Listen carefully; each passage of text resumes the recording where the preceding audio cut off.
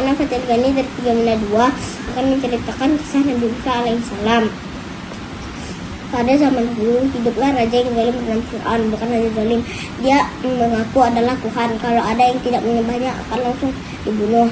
Pada saat Fir'aun tidur, dia memimpikan anak laki-laki yang akan menghancurkan tahtanya. Pada saat dia terbangun, dia membicarakan itu dengan penafsir mimpi. Dan penafsir mimpi Fir'aun itu berkata kepada Fir'aun, benar, suatu hari nanti ada anak yang akan menghancurkan tahtamu, Tuhan. Itu kata penafsir mimpi. Lalu Fir'aun menyiapkan al-Ghudzunya untuk membunuh semua anak laki-laki yang ada di kota itu. Pada saat itu ada juga ibunya Nabi Musa alaihissalam yang sedang mengandung Nabi Musa alaihissalam.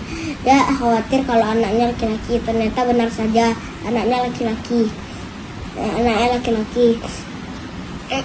Pada saat itu juga turunlah wahyu dari Allah Subhanahu wa Ta'ala untuk membuang anak itu ke sungai Nil. Pada saat dibuang anak itu ke sungai Nil, ternyata sampai ke kerajaan Fir'aun alaihissalam. Dan istri Fir'aun mengambil anak itu. Lalu dengan istri Fir'aun itu selamatlah Nabi Musa alaihissalam.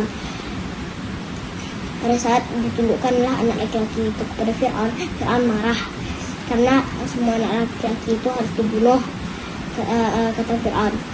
Ternyata pas Fir'aun menggendong anak itu atau Nabi Musa alaihissalam menarik jenggot Fir'aun hingga Fir'aun menjerit kesakitan.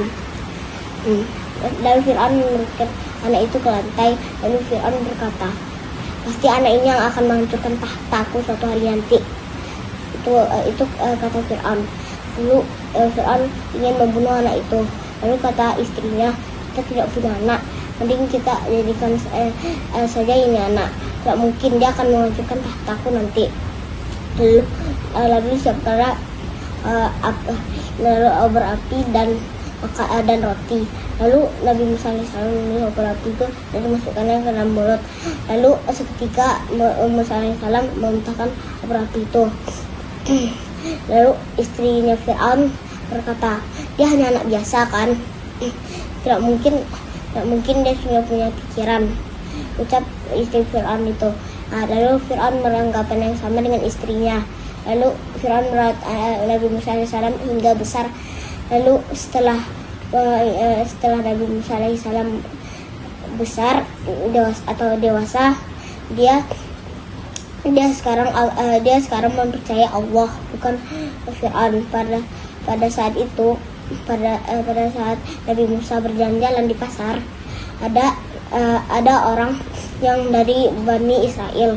Lalu dia memukul salah satu orang yang bertengkar itu hingga tewas. Pada saat itu juga Nabi Musa melarikan diri dari sana.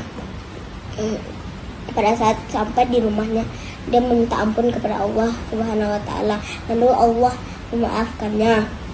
Pada saat itu juga Nabi Musa ke kerajaan Fir'aun.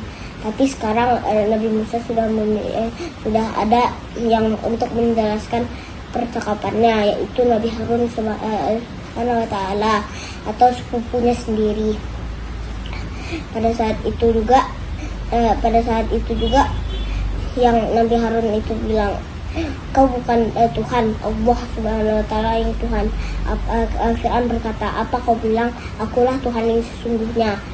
Lalu diadakanlah pertarungan dan tukang sihir melawan Nabi Musa alaihissalam.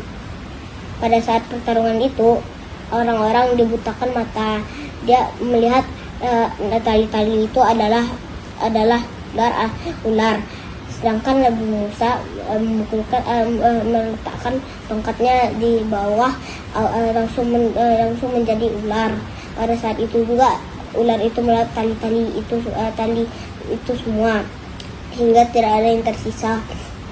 Lalu penyihir itu menyatakan dia akan menjadi agama Islam dan menyembah Allah Subhanahu wa Ta'ala. Lalu Fir'aun malu di hadapan semuanya karena penyihir-penyihirnya itu sudah kalah dari Nabi Musa. Dan Fir'aun seketika juga marah.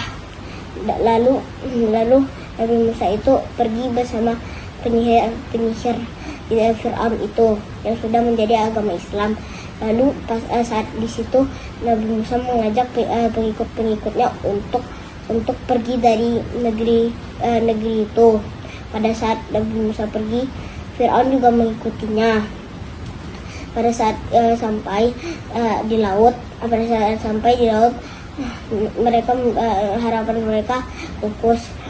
Mereka berpikir mereka pasti mati. Tapi Nabi Musa berdoa kepada Allah Subhanahu wa taala. Turunlah wahyu kepada Nabi Musa alaihi salam.